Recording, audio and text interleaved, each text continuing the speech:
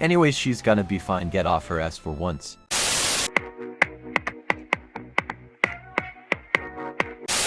The day has come. Today I'm going to be predicting Kepler's activities post-disbandment. Also, it's officially over 1 year since I first posted on this channel, so YAY. We're going in order from last place to first. These are all just my opinions, of course.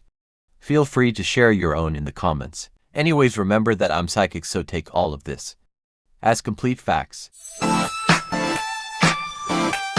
This hurts my soul so bad you don't understand. Let's start off with the absolute best case scenario. She gets recruited by a company in Korea. Realistically, the only companies I see maybe picking her up is Modhouse and maybe, huge maybe, HYBE. First, the reason I think Modhouse is because I think it'd be a very smart move going into their final sub-unit. In a world without any ifs or buts, having your final sub-unit consist of a former Kepler member, maybe some are Nmixx trainees, and some random Modhouse trainees would have very high public reaction. However, there's obvious limitations, specifically the timing. I'm 99% sure the last 4 triples members have already been chosen. Also, I'm pretty sure their upcoming group comeback is will be OT24. Even if they aren't, Modhouse is super impatient with revealing their members and debuting the sub-units at latest. The last sub-unit that has new members will debut late 2024. Possibly even very early 2025 if they really want to take it normal speed. Kepler is potentially disbanding in July. This would give Xiaoting and Modhouse at most 4 to 6 months to prepare, while Modhouse works fast. I don't really know if Xiaoting would want to jump immediately into promotions and preparations right after a disbandment that most likely has emotionally drained her. Similarly, the HYBE route has many flaws. A difference is that they would take more time for the debut. Perhaps a year at most, like Sserafim. The main problem is that HYBE has so many girl groups. Already 3 currently active and 2 who are debuting soon. This is on top of the other rookie groups they've debuted and plan to debut. It's so much, and I'm sure they're planning to debut even more soon. I know many take the HYBE route with Xiaoting, and I'll mention later Hiyyih as well, but I truly don't think HYBE will recruit more than 1, if any, Kepler members, while I think it's possible Xiaoting will re-debut in a group. It's also important to mention that she would face a lot of ageist backlash, since she'd be around Sakura's age when she debuted in Sserafim. The most likely scenario, and what I think will end up happening, is that Xiaoting will go back to China. She will probably debut solo, debut as a more serious model, and pick up a lot of mentor gigs in Chinese survival shows if there's even any, since like the ban. It doesn't matter though. 'Cause trust my sixth sense is telling me her debut is selling to million copies first day, so like. Okay, I see 2 possibilities for Mashiro. The first one is her going solo in Japan. I think she could maybe go a Yukika route if she really wants to. I even see her doing similar music as Yukika, but I think it'd be better for her to debut solo in Japan. Even so, the more likely route is that she debuts in Limelight with Yeseo in 143 and my personal theory is that the whole reason 143 gave Limelight the infinite members concept was specifically so Yeseo and Mashiro could join at a later date. While I think Yeseo fits Limelight's concept better, I think Mashiro would still be able to adapt and fit it in nicely. I think their addition to Limelight will definitely give a small boost. I really can't say if it'll be enough to push Limelight into mainstream.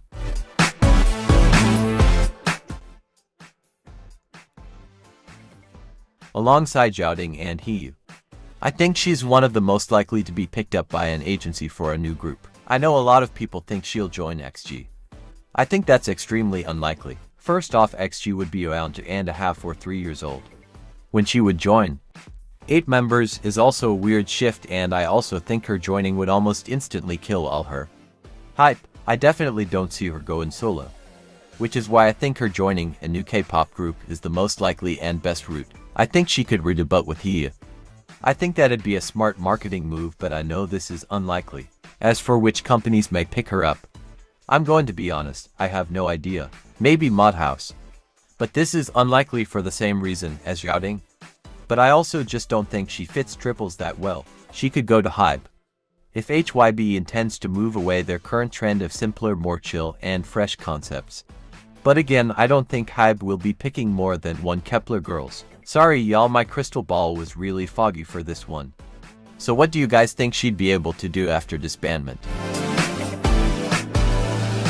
Yeseo will be a shorter analysis since I also think she'll join Limelight. She just fits their music style and lineup so perfectly. I also have a feeling she'll pick up some acting and modeling jobs. I especially see her as an ambassador, or as the face of a local brand. I think she has one of the most potential to truly grow in popularity after disbandment, and not even sure why, I can just sense it. I think Yeonjun is one of the two Kepler members. I see being a soloist in Korea after disbandment. She has the skills for it. Is very fun watch, and she fits a smaller to no member group. In Girls Planet, her best performance in my opinion was her My House and Kick It performance. And that's because she has the opportunity to take charger with lesser members. She's obviously given a lot of spotlight in Kepler. But I just don't think a big group after disbandment would benefit her at all. If she were to join a group, I think for 2-6 members would be good to let her take more charge and more spotlight. However, like I said earlier, she could do great as a soloist.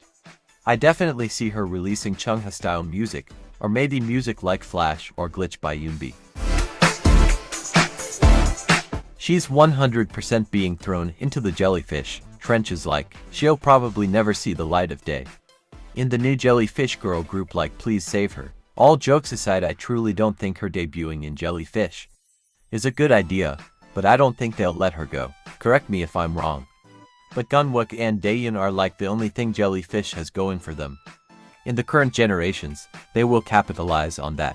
If she is able to escape, I definitely see some companies scouting her.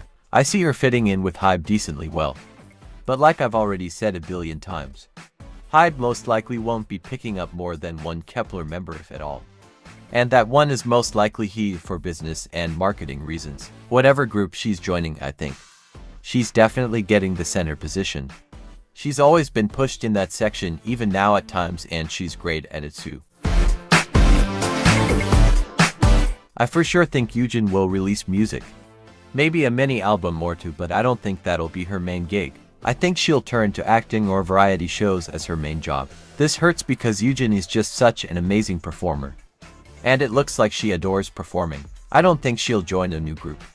One, because of her age. No, she's not old, but mostly because this would be her third group. Personally, if my first group was given dust, and my second group was given shit, I would have it in me to join a third just for people to call me hag. I think she's the most likely to be picked up by IVE. And before anyone says anything, I want you to think, for a moment, who you would recruit if you were in charge of making your group the most successful, with the most fans tuning in. Personally, I'd pick the girl whose solo fandom rivals some of the biggest solo fandoms in 4th gen as a whole. Also, the way some of you talk about Hiyyih and Kepler in general makes it sound like they're physically incapable of even standing next to other idols. In terms of talent, I promise you these girls can most likely outperform and dance most of 4th gen, and they're probably able to keep in singing. Because now idols can't sing like it also. Hiyyih can sing pretty decently. Can she do anything super amazing extraordinarily? Well, no, but literally no one can at this point. However, there's a chance she won't be picked up by IVE, for the same reasons I have to Xiaoting. Also, now that I'm here, I think Hikaru is most likely to be picked alongside Hiyyih as a pair. Anyways, she's gonna be fine, get off her ass for once. I think Chaeyoon is gonna go solo for sure. I don't even have an exact reason as to why, she just seems to fit it better than being in a group. I see her putting out music similar to Joo E. It really fits her overall vibe. I'm not exactly sure what company she'll stay in. However, I beg that she won't stay in Wake 1. It's kinda sad, I'm not very sure what else to say for her. But I think she'll be very popular in Korea. It may be the next you. I think Kepler will be just fine after disbandment, but definitely on the levels of post-IVE formations where the groups and aren't super crazy successful, but definitely not NCT or flopping. Sadly, my prediction ball or whatever was really foggy, so I couldn't predict super detailed or exact. Anyways, that's all, see y'all next week.